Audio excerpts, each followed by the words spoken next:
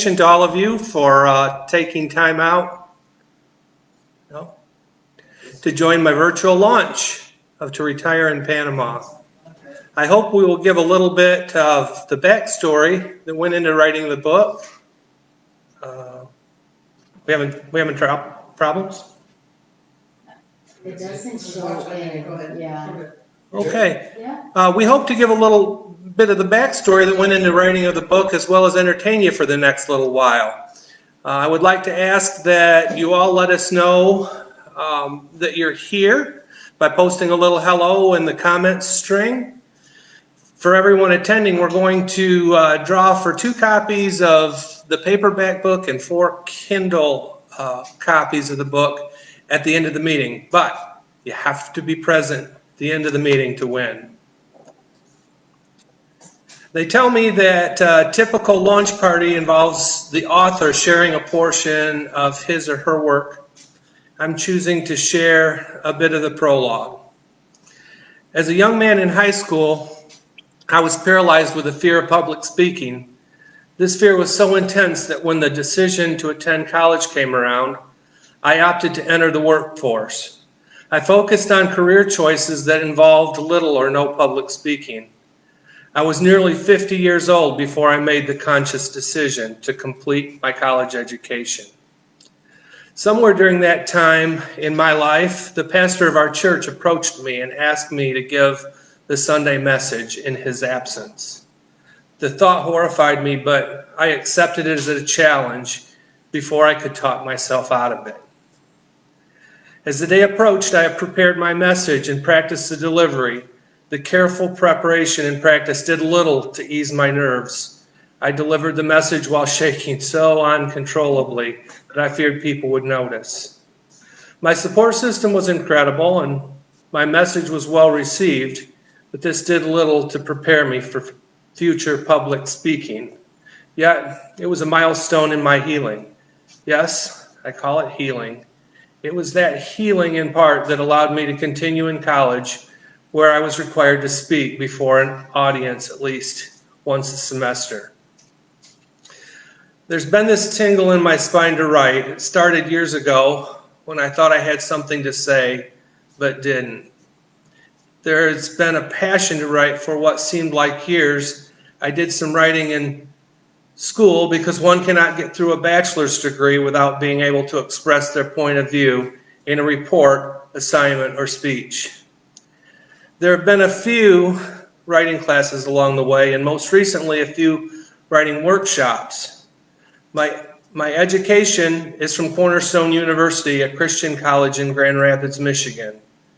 There we were taught from a Christian world perspective, which plays as much a part in my decision to write this book as anything. In my retirement, I've developed a passion for reading. I recently read my Bible cover to cover, and I'm now working my way through for a second time. In addition, I've been consuming 2 to 3 fiction or nonfiction books a week. I'm thankful for Kindle Unlimited, without which I would go broke buying books. Recently, I picked up a great book, Prowess, which was written by a friend from our church, Chuck Holton. In his book, which was directed primarily at young men, Chuck encouraged readers to do more to develop prowess. Being that I'm retired, developing prowess did not seem to be such a big thing for me. After all, I've worked my entire life to earn the right to be sedentary, just a little bit. I loved Chuck's Christian world perspective, and his advice for young men was spot on. After reading his book, which I could hardly put down, I came away with a distinct feeling that I should be doing more in my life than relaxing on the beach with a cocktail and a book. There's extraordinarily little doubt that fear of failure played a significant role in my not writing prior to this. The big difference between then and now is the daily role Christ plays in my life. I still have not figured out why it takes most people until late in life to let God in, but I figured out that for me, Panama played a part in bringing me closer to God. It may be my active involvement in the church or the fact that I've devoted more daily time to exploring the Bible and devotion. Nevertheless, I decided to put this project completely in God's hands. In Scripture, 1 Peter 2 through 6 says it, "See, I lay a stone in Zion, a chosen and precious cornerstone, and then one who trusts in him will never be put to shame." Fear gone. So I wanted to introduce some characters in the book tonight. Let me just say right up front that I'm horrified by the technology that is going on inside this virtual watch party. Panama announced on Wednesday that this weekend would be a total lockdown. And that being said, some of the people joining us have been pre-recorded. You can see that we're using high-tech television to display our guest speakers. Jen and I did a dress rehearsal yesterday, but that does little to save us if we have internet or connectivity issues. If for some reason we lose the connection or the feed fails, it will be available for replay later. Before I introduce our first character, I want to be sure to acknowledge Vicki Ireland. Vicki did 3 rounds of edits and helped me reorganize the book into a form that would be most pleasing to its readers. Vicki is an author and a blogger who lives in South Africa. She writes and blogs on social issues and travel for seniors. Because of the 7-hour time difference, she sent some comments on audio to share. I've never been able to complete the manuscript without her help. So with that, I'm going to slide out of the way and we're going to play the audio clip from Vicki.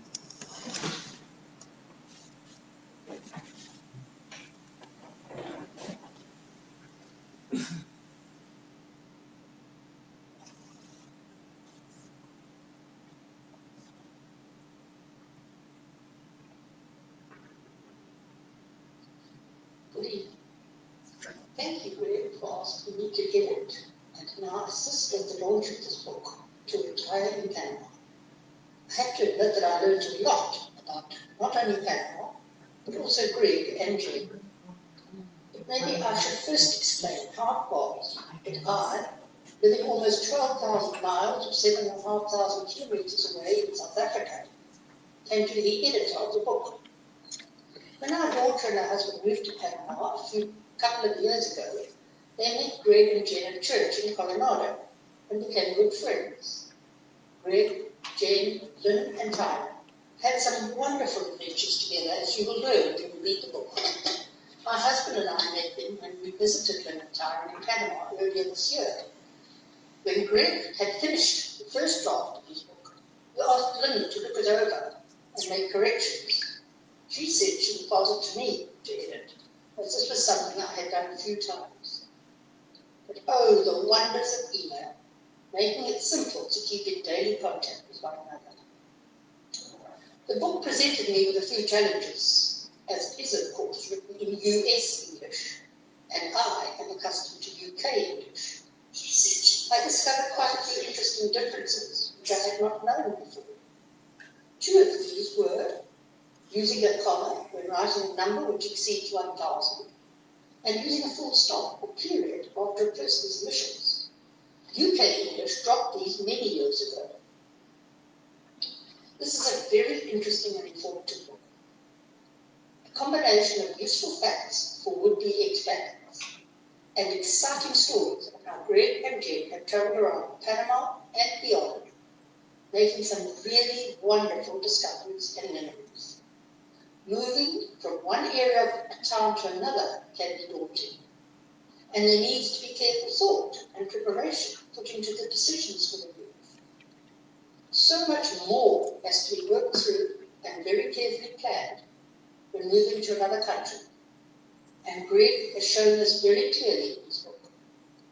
He highlights 2 essential steps. Make a due diligence visit to the country you are considering. And secondly, start document preparation a minimum of 6 months in advance. The fact that we have computers and can send documents around the world in a matter of seconds is not a lesser used for legal documents. Greg describes some of the requirements in the book, detailing most of the paperwork and offices which are involved, and, usefully including, his and Jane's personal experiences.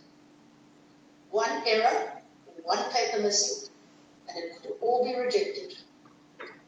Everything from visa to renting to car purchase, plus, is linked to an applicant's passport. Greg tells of the scary moment he and Jane had when they thought that their passports had been lost, just a few days before making their final move. What a relief it was to find them in the file, where important documents were placed for safekeeping. Before making a major decision such as immigrating, learn as much about your chosen country as possible. As Greg notes, people have been known to pack up their old home and move to Panama, not knowing much about the only 2 seasons that are experienced there, and leaving after only a few months because they didn't like the weather. Greg has wisely created 4 sections plus the conclusion in his book. Section 1 is the reference section, describing the country of Panama and the day-to-day requirements to settle and be happy there. It includes, but is definitely not limited to, details of all the types of visas and work permits, the health system, purchasing a house and a car, the weather, and even details on appliances, TV programs, and internet options. This is a very comprehensive section. And if you're planning to immigrate, not necessarily to Panama, it is worth going through it carefully for information and suggestions for your proposed journey. The rest of the book is their personal journey, exploration trips.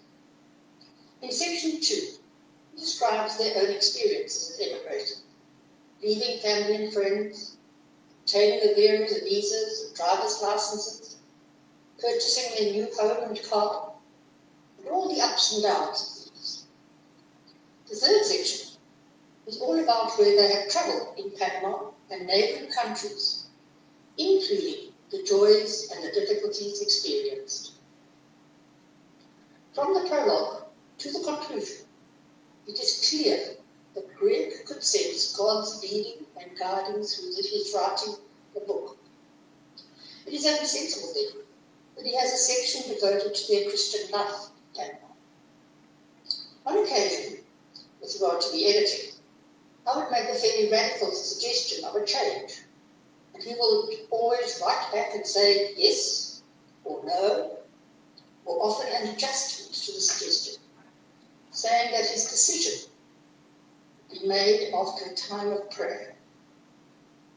His first realization that God was leading him on this path was in the prologue, when he found that he was able to express himself publicly when asked to give the sermon on Sunday. His conclusion wraps up this wonderful revelation by God that he, Greg, can tell his story, and by doing so, inspire others. Greg, you have written the book from your regular blogs, and thus from your heart. And it tells of a wonderful, if at times frustrating, move by you and Jen to a new country, once retired from daily grind. From what is written here, there is no question that you made the right decision, led by the right one. May your sails be great, and your joy in having helped and inspired others be even greater. Thank you.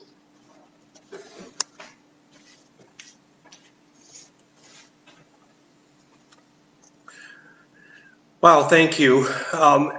Everyone else joining us here tonight are virtually characters in the book. The first person who I've asked to speak is my mentor, and another person without whom I never would have been able to get the book published. Linda Allison leads writing workshops and shares her experience with others from all over the world at Tranquility Retreat here in Coronado. She also mentors writers in her private Facebook group, Write Along. She speaks in her clip of a time we had a local author in a workshop by the name of Melissa Darnay. Following the making of her clip, she realized that she had mispronounced Melissa's last name. I told Linda that I would be sure to correct Melissa's last name. Without further ado, I'm proud to introduce my friend, Linda Allison.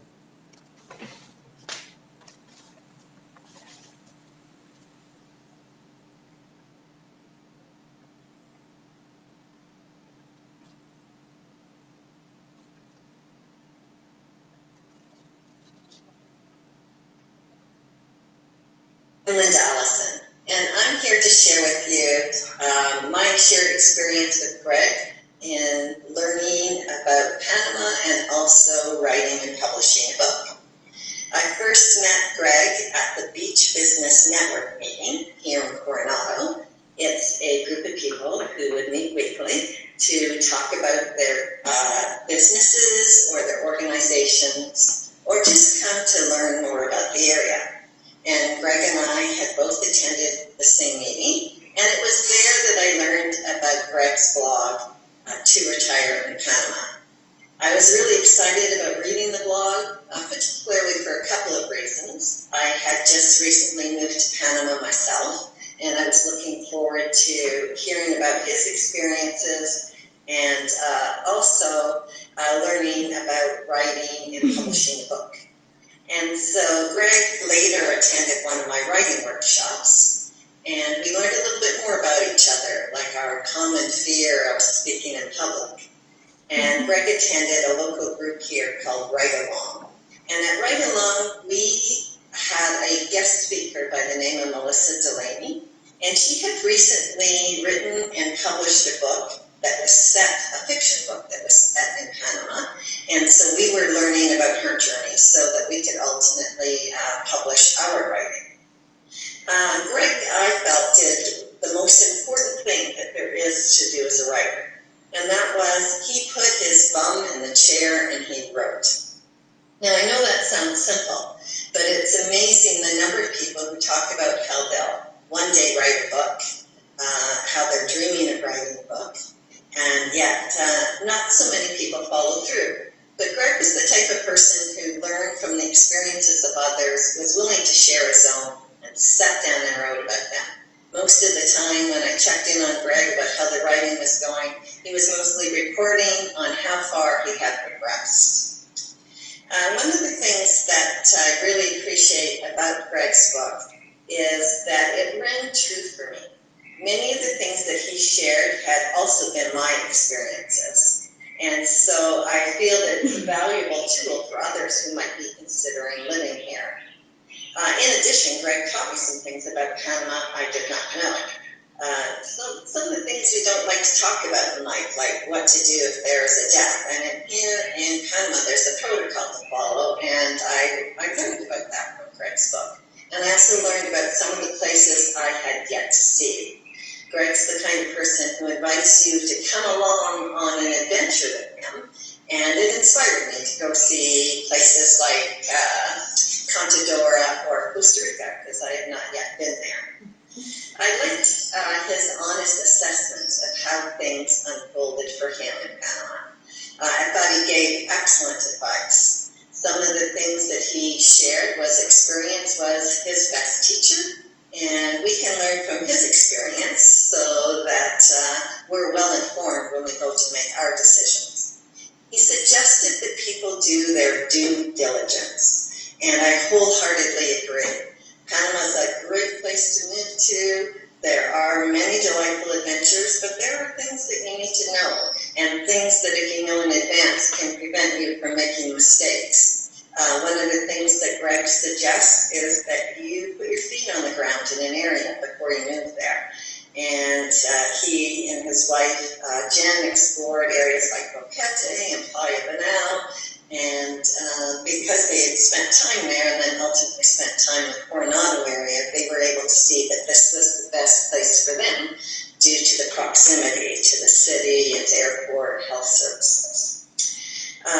Greg also provided some great tips, and I think one of his best tips was to seek wise counsel. The fact that he had people showing him the processes, I thought was a great advantage. It was something I wished I'd known before I got here, as I came here alone and was trying to muddle my way through those on my own. And I think that that's a really great suggestion. He also gives funny tidbits. There are new things about the culture and things that are a little bit different. And I thought one of the funniest pieces of advice he gave was that every driver here is considered dangerous because the driving experience is quite unlike you might experience in other places.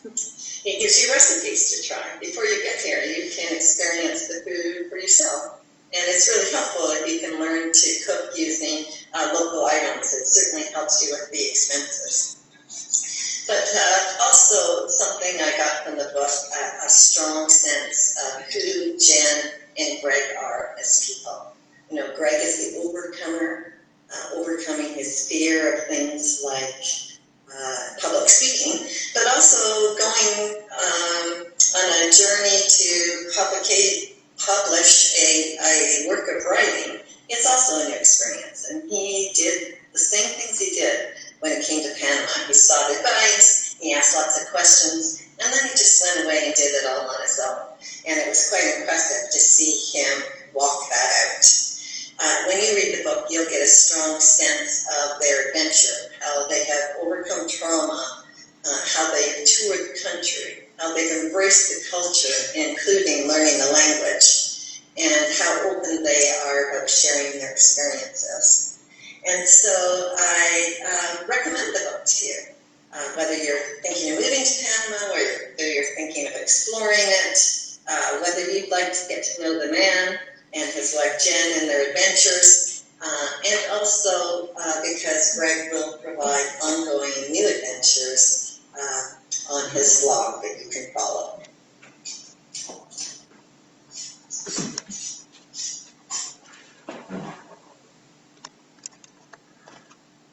Well, thank you.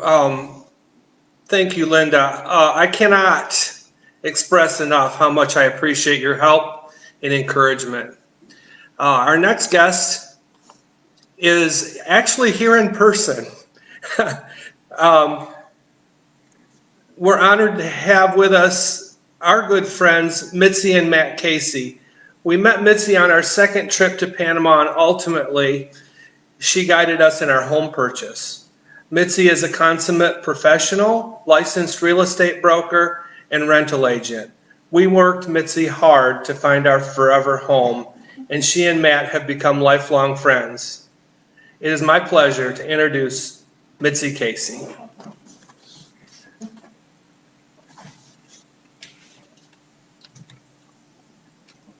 Hello, everyone. I wish I could see you all right now, but well, we know the actual circumstances and we can. But I just want to congratulate Greg and Jen for his book. I think the book is really something that everybody should read. And I want to thank you also for taking the time to explore my country, to see all the options that Panama has, to do it on your own and give yourself the opportunity to understand our cultures and ways to do things, which can be a shock for a lot of people, especially if you come to our country with a preconceived idea. Some people come to Panama and they base their knowledge on someone else's experience. But you took the time to explore it on your own, to go to the different places, to go through the whole process of getting a car, of getting your driver's license. You didn't let people do it for you. You did it yourself, you know. So, and as Greg encouraged everyone, I also think that you have to experience it yourself before committing to anything in Panama in terms of real estate, you know.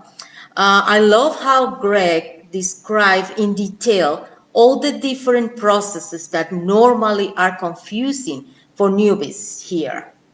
Not only once you get to Panama, but also during the preparation process to move overseas.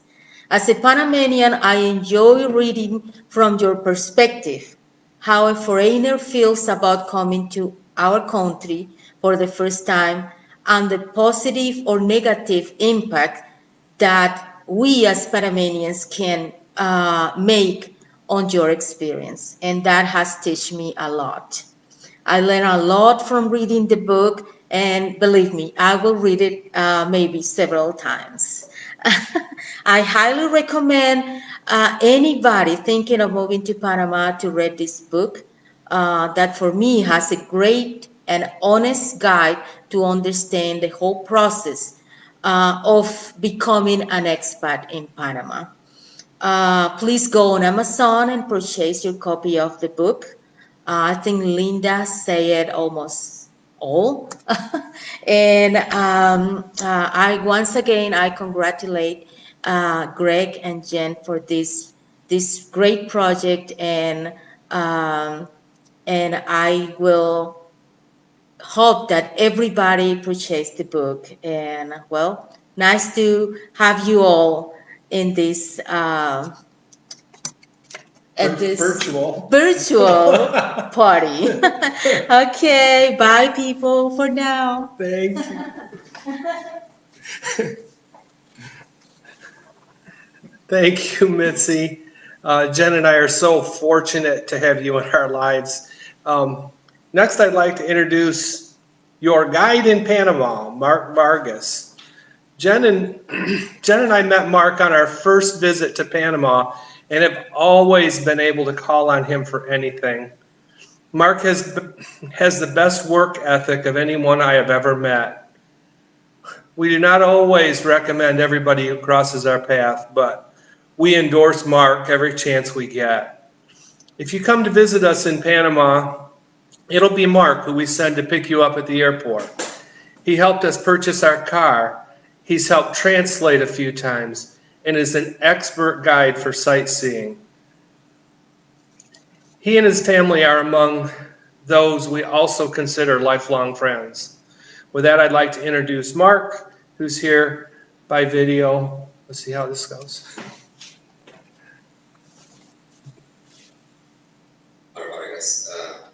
I have a small business in Panama, transportation. I'm a tour guide. I have across with a lot of amazing people in my 3 years doing this. And, my friends, Greg and Jennifer, they're such an amazing people too. And I'm blessed to have met them almost 2 years ago or so. And, they recently launched a book. Well, they already wrote a book about Retire In Panama. And please read it, especially if you're looking to retire here. It's a lot of accurate information, but very practical, and will help you to make a decision. And I'm pretty sure you will enjoy it. And it's great to, in this case, meet you. And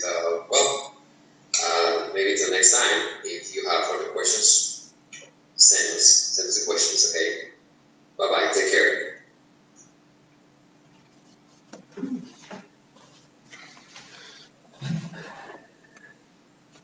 Well, thank you, Mark. When I set out to author this book, I knew I wanted to write from a Christian world perspective. I wanted to give an honest perspective of our adventures in Panama without the whitewash often displayed on glossy brochure and websites. I needed my faith in God to push me through and help me pay attention to every detail. One day as I was writing, I was thinking about world events. One thing we love about Panama is that when you get off the plane, many things are like setting your clock back 50 years. I thought if society in the United States would spend more time concentrating on the values of the past and rejecting political correctness in the favor of God, the country would be better off. Before I knew it, that point of view was on the paper. I attribute much of my recent Christian perspective to life in Panama, retirement, and my next guest, our pastor, John Wazzardi. John shared a piece that he had written during, he shared a piece with us during worship that he had written. And as I listened to it, I felt compelled to share it. So I got his permission, and it fit nicely into the book. John and his wife Sue came to Panama several years ago as missionaries and now call Panama home. John is the pastor of Coronado Bible Church. He spends countless hours every week on local charities and supports a large transient congregation. He and Sue are the glue that holds together the English-speaking Christian population in Coronado. John is joining us by video. I've asked him to share the piece that he wrote, which I used in the book.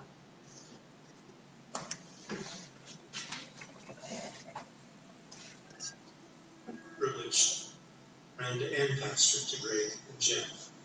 They're a happy, helpful, gracious couple who instantly became part of our church family and enriched our community. I'm excited also about Greg's book and how it's going to enrich and aid all who are considering visiting or living in Panama. Before my wife and I moved here 7 years ago, we read a book that helped our transition immensely. But now I've looked through Greg's book and I see a lot of topics that we had to just learn by muddling through. So I believe Greg and Jen's combined experiences are going to benefit many future travelers. I really appreciate that Greg included his faith in Jesus Christ in his writing. I don't know how a person can follow Christ without it touching everything they do. So it's encouraging to me as a pastor to hear Greg give a witness. He's asked me to read a piece that he's included in his book, so here it is. The Holy Spirit is by nature the Spirit of the God we know. All that he does and says is consistent with the ministry of the Father and the Son. He is the Father's gift granted to all who ask. He is personal, not a force. Forces cannot be grieved by sin. He is God's breath, forger of the holy weapon, the Word, and he wields it with surgical precision. He is omniscient, knowing everything, even the deep things of God. All that we understand of spiritual matters, we grasp because of him. He has a global mission. He is in the world convicting men of guilt in regard to sin, righteousness, and judgment. Though the world violently resists him, they cannot overcome him. He is the trustworthy testifier, the vindicator of Christ's ministry. He is the power and boldness behind all witness, the unseen speaker every time the gospel is shared.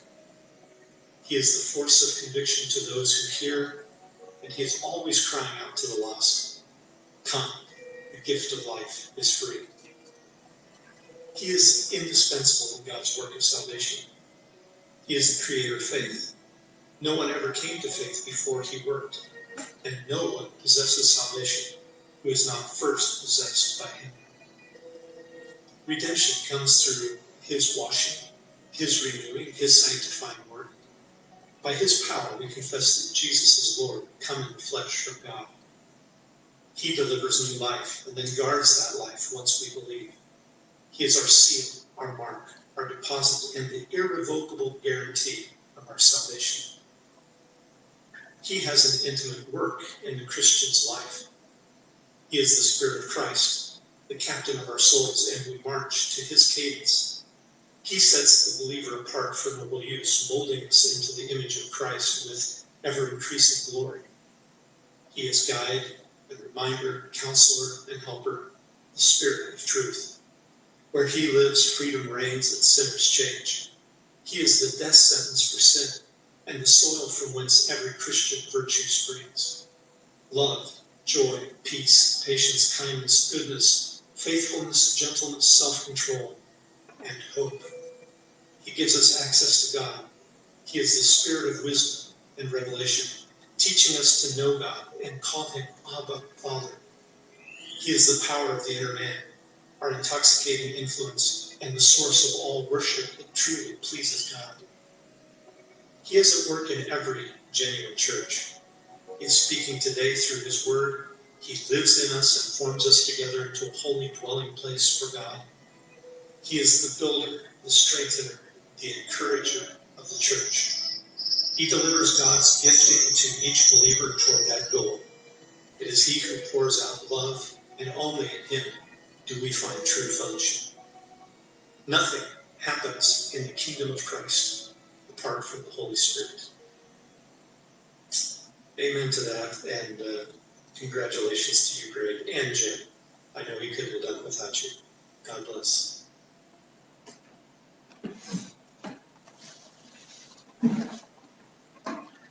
Thank you, John, for those kind words. I don't think there's anyone who would not agree with me when I say that you are the reason the community of faith at Coronado Bible Church has grown exponentially since you and Sue came to Panama.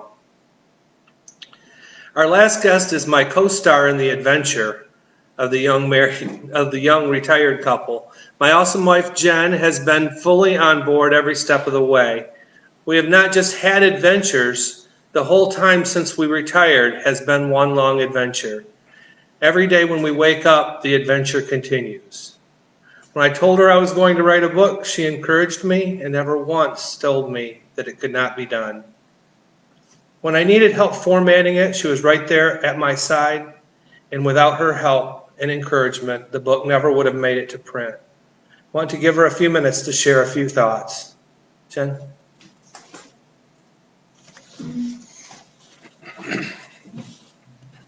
Thank you, Han. It's difficult because everybody has really said everything that needs to be said here. When Greg and I started this adventure of marriage 28 or so years ago, it seems like every year something new has come along that we've focused on or made changes and moved forward. And when he first indicated and said to me he wanted to write a book, the first thing I thought of is, oh, it's a nonfiction book. I'm a avid fiction reader, love fiction, love murder mysteries and those kinds of things. And I don't know how many times I said to him as the time he was writing it, you need to put a murder in here. You need to do something, make it fun, make it exciting. Facts and figures just aren't going to cut it. When he completed it and I read it for the first time, I was pleasantly surprised. It's not all facts and figures. There is some humor, there is some adventure, there is some, it's not all dull and boring. So it's definitely something that we are happy to put out there. And I'm very happy and very proud of what he has done. Life is short. And I think, when you read the book, you'll see one of the reasons that prompted us on this adventure was I was at work and we had a workplace shooting where some people died. And as a result of that, it made us realize how short life is. And you need to take whatever adventures that you can, and you need to do what God has put in your heart to do. And God put it in Greg's heart to write this book. And it is a very good book. It's not boring. And I hope that all of you appreciate it when you read it. And I hope that if you decide to explore Panama or explore anywhere, that you use this book as a nice guide to be able to get you there. I'm very proud of Greg. This is a long process for him to do this, and he's done a phenomenal job with it. So thank you very much. Thanks everybody for coming. I know that there were some people that did join, and we don't have your name, so just please say hello really quickly so I can write your name down and enter you into the drawing. And I'm taking this back to Greg.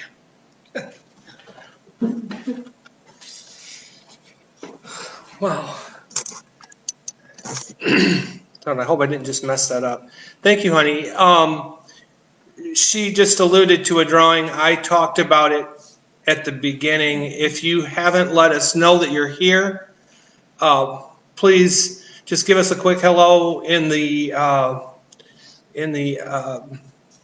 comments section there, so that we can get you entered into a drawing. We struggled with what to do, and given the social distancing and the COVID and all of that stuff going on right now, and we know that some people are joining from other continents, so we struggled with what to do. So we finally decided that to do what I'm calling a high-tech drawing. Jen's been taking names from the comment section and throwing them in a hat. And in a couple of minutes, we're going to draw for 2 print copies and 4 electronic copies of the book. Now, we said at the beginning that you have to be present at the end to win, and here's the reason why. We need to know how to get these books to you. So if we draw your name, I need you to send a message to me on Messenger, some private message. You don't have to put it out there for the whole public. And with your name, address, and email address so that we can get the book to you. With that all being said, are you ready to draw then? I think there's still some people that haven't. Has everybody entered? Has everybody said they're here? Oh, we'll let Mitzi draw. She's unbiased. See, we got my Panama hat. I'm having trouble getting it in the camera. And the entries are in the hat, and we're gonna let Mitzi draw. Well, we're gonna draw 6 actually. So let's just see who they are so they can go to. Mickey Shampton. Norma LeBay. John Jewell.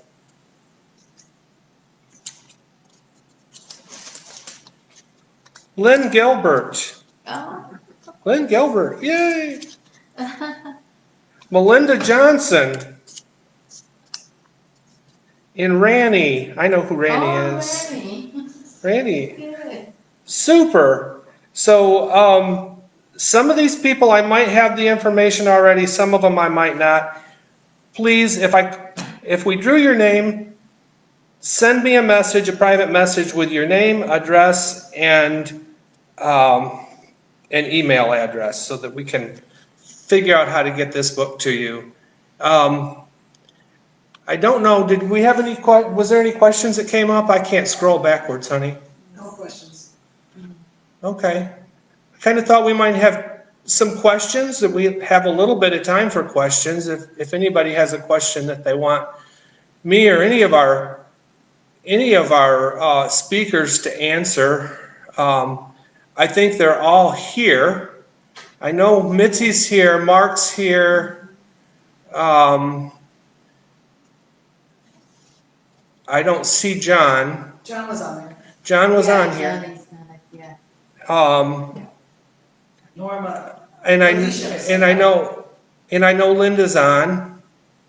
So yeah. Alicia. So I have a question. Okay. When is the next book coming? Yeah, Mitzi wants to know when the next book is coming. And to be honest, this has been such a long and arduous process that people just can't imagine. But I do have it in my I have it in my head that there's going to be more. But I'm not going to make any commitments to when it'll be. And we may have to attempt fiction next. I'm very patient for you then. Yeah. Linda wants to know when your next travel adventure will be. Depending Or Well, what your next travel adventure will be. I only have one answer for that, and it's COVID. Peru. Yeah, we're going to Peru. We're on the calendar to go to Peru next year, but it's all dependent on when we can travel. The airport here in Panama isn't even open back up yet. You have another question there, right? Chris asked what your favorite experience in Panama that you'd highly recommend. My favorite experience in Panama that I would highly recommend. I don't know. Everything has been so good. I think everybody needs to go to Boquete and explore. There's a lot there. Jen and I had a great time when we explored Boquete, as you'll find in the book. We decided after, though, that it wasn't where we wanted to live. But to go there and explore and go to Barrow, to the top of the mountain, and check out the coffee farms, and the waterfalls are spectacular, and there's great hiking, and I just can't, I think that probably is what I would say as, one big adventure that really was a must do. Yeah. You have another question? Is there another? Yeah. What made you choose Coronado? Okay, we chose Coronado was where we landed where we decided to go for our uh, due diligence trip, and we booked 9 weeks in a condo in Coronado to explore from. Coronado is about 90 kilometers from Panama City, which is where 3/4 of the population lives in Panama. And it's a destination for a lot of people in the city that have second homes here. So a lot of you know that Jen and I lived in a second home community before we came here. People from Chicago came to the lake where we lived. So it's not a whole lot different than that.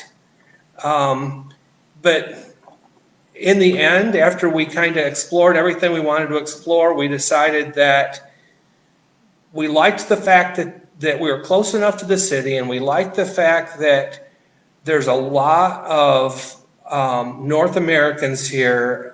English is widely spoken, and we just found it very welcoming. It wasn't the least expensive place to live that we looked at, but Jen and I had to make a decision that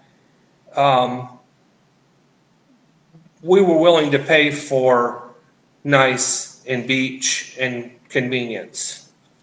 And we'll talk, I talk a lot about that in the book, and where we did finally buy our home and everything like that. So buy it.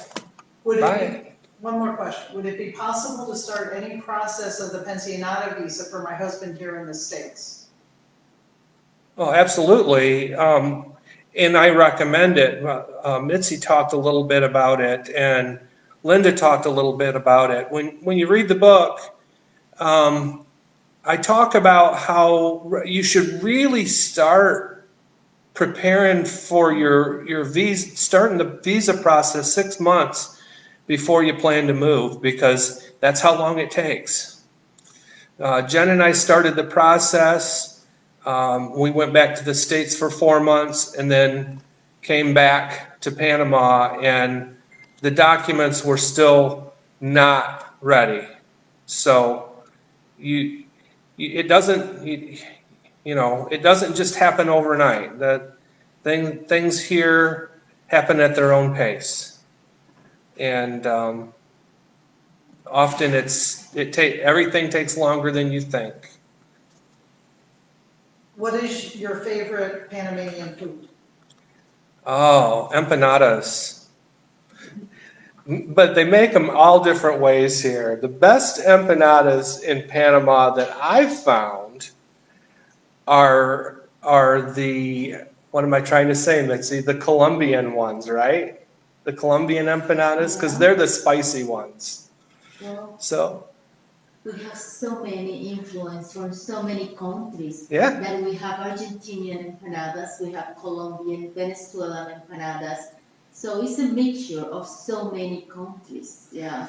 So there's an empanada recipe in the book, and they're not, a little time consuming, and they're not real easy to make. It's kind of nice because it's one of those things when you're here, you can get them in a lot of restaurants. In fact, most of the fondas will have empanadas, or you can even buy them in the grocery store in the deli case at a lot of places. Sometimes those aren't the best ones. And another thing that you'll learn if you come here is that This isn't Mexico. The food here is not spicy.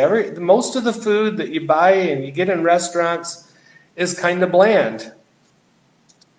And, Americans like spicy a Mexican Tex-Mex, and that just doesn't happen here.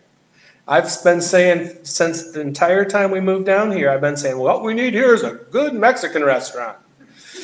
And it probably wouldn't make it, but we need one. So anyway, I like the spicy empanadas, the ones Mitzi says come from Colombia and Argentina, because they use a lot more spice. There was a question of what my favorite food was, and I would probably say hojaldres for breakfast. Whoops, I didn't bang the phone. No. Definitely that hojaldres, which is kind of like elephant ears without the sugar on top, the sugar and the cinnamon on top. Those are great. We have that recipe's in the book too. Right, the fried corvina and patacones. Greg's not a huge patacone person, but I really like patacones. And the fried corvina, it's different because it has the head and the tail on, but I'm okay with that. Once you get used to the eyes and you just kind of push the head off to the side, it's a little bit better. So, but that's definitely my favorite food. Was there any others? No other questions. Renee was talking about eating. We went on a hike with Greg's dad and his fiance, and there was a termite line, and the woman said you could eat the termites, and they tasted like carrots. So she tried it, and she said they do taste like carrots. I was not brave enough to do that. So, but yeah, you can eat the termites. All right. Well, with that, and we did. We were concerned that we might not stay within an hour and not have time to answer questions, but we did, and it's been fun. I wish you could all be here. I don't know how many people really are out there. I think there's probably a lot more than have checked in. But we wish we could be there, or that you could be here with us, so this wasn't a virtual party. And hopefully, with any luck at all, I know some of you have print copies and you want it autographed. I can do that. So one more question. What is your view with the economic situation in Panama? That's, I don't know who's asking that, but it's a difficult question to answer for anybody in any country, in any part of the world. The economic structure here is suffering more, I think, than other parts of the world. The lockdown and quarantine and things that they've put on us through the coronavirus has been difficult, but I think everybody here will agree with me when I say that while nobody likes being locked down in their house, we feel like we were safer for that than in a lot of other places where maybe they ignored it or opened up too soon or some other things. So I think maybe I didn't answer the question, but I think the economics here, while it might suffer a little bit more, I think the economics of the rest of the world are also suffering. And I think that we really need to get our priorities in order and teach our young people that they need to have respect for the police and respect for history. And that will solve some of the problem with the economy in the States. Here, we don't have problems like that. The biggest problem here for the police is handling the roadblock to keep us all from moving about too much. So anyway, so I digress. So I want to just say that it's really been a pleasure to have you all join us, and we've enjoyed doing this. I hope you I hope you haven't been too disappointed with our technology. Facebook Live Events has no technology behind it, so that's why we showed our videos on the TV screen behind us. That was the only way we could pull this off on a platform where we thought the most of you could be here, because everybody has Facebook. We could have did it on Zoom. It would have limited the number of people, would have been a little prettier, but not too many people have Zoom. So I'm just, I'm pleased. I'm pleased that you have all joined us and hung around and all of that. And what I want to say, last thing I want to say is Amazon measures the success of a book launch by how many books we can sell on the day of the launch.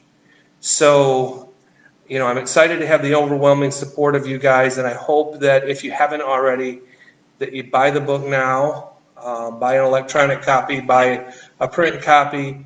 But if you can do it in the next day, it will help spike the sales. And with this, when the sales spike, the way Amazon looks at that is that it's positive, and it elevates it into the category on there where they help promote it a little bit more. It gets it to the top of their reader lists, and already the pre-sales and the paperback sales the last week or so have pushed it pretty good. In fact, I didn't talk about it before, but we're already getting noticed by a couple of really, really nice reviewers in the United States, and already we're entered into New York City's Big Book Awards for fall. So